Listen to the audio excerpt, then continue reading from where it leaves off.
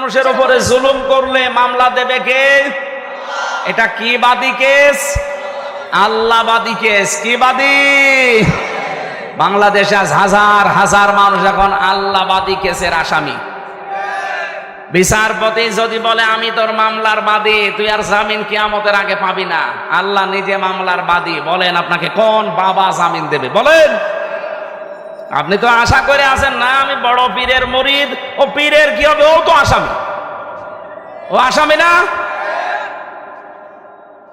আর আমার কোরআন পড়ার পরে যতটুকু ধারণা বিশ্বাস জন্মিয়েছে, কিয়ামতের দিন সূরা আবাসার তাফসিরে আছে, প্রথমে মানুষের কাছ থেকে তার ভাই পালিয়ে যাবে, তার মা পালাবে, তার বাবা পালাবে, তার বউ পালাবে, তার সন্তান আদি পালাবে, তার ভাই আর আশপাশের লোক যারা ছিল তাকে সাহায্য করত, আশ্রয় দিত, তার ফাসিলাতি হিল্লাতি তৌবি, এরা পালিয়ে যাবে।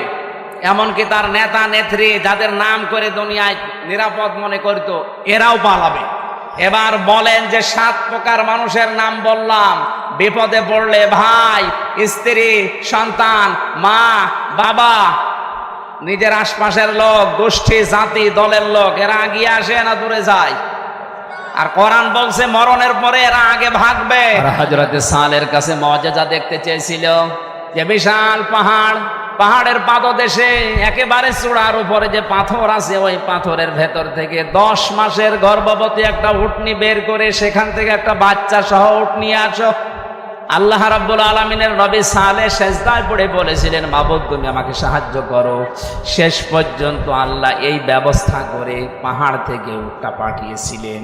ওটা যখন নেমে আসছিল, এটা তাফসিরে খাজানের ভেতরে আছে, উটনি যখন 10 মাসের গর্ভবতী উটনি নেমে আসতেছে বাচ্চা সহ, হযরতে সালেহ ওটা দেখার পরে বললেন, হাদিহি নাকাতুল্লাহ, এটা আল্লাহর উষ্ঠি, আয়াতান, এটা নিদর্শন, ফাদারুহা, তাদেরকে ছেড়ে দাও, এদের 2 জনকে ধরবা না, তাকুল ফি আরদিল্লাহ, আল্লাহর জমিনে রেখে বেড়াবে, যা ইচ্ছা খাবে, যা ইচ্ছা পান করবে। যে আল্লাহ আমাদেরকে তুমি তীব্র গরম যদি দিতে পারো, এ দেশটাকে 100 হাত মাটির নিচে, ওই ডেড সি যেটা করেছিল লূত নবীর জামানায়, ওইটাও আল্লাহ করতে পারে না?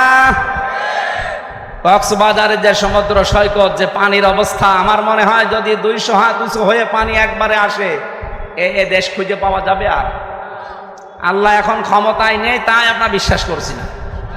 অনেক ক্ষমতায় থাকলে ঠিকই বিশ্বাস করতাম।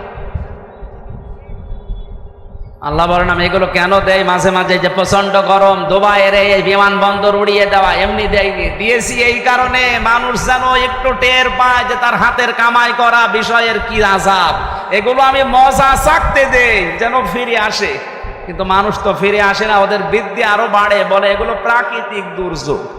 প্রাকৃতিক দুর্যোগ বলে কিছু নেই, সব আমাদের হাতের কামাই করা বস্তু।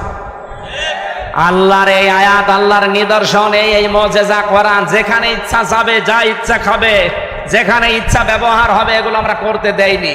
সালেহ আলাইহিস সালামের জামানায় উটকে যেমন ওরা ক্ষতি করেছিল, আমরাও আজ বিভিন্ন জায়গায় ডাইরেক্ট ইনডাইরেক্ট কোরআনের ক্ষতি করছি।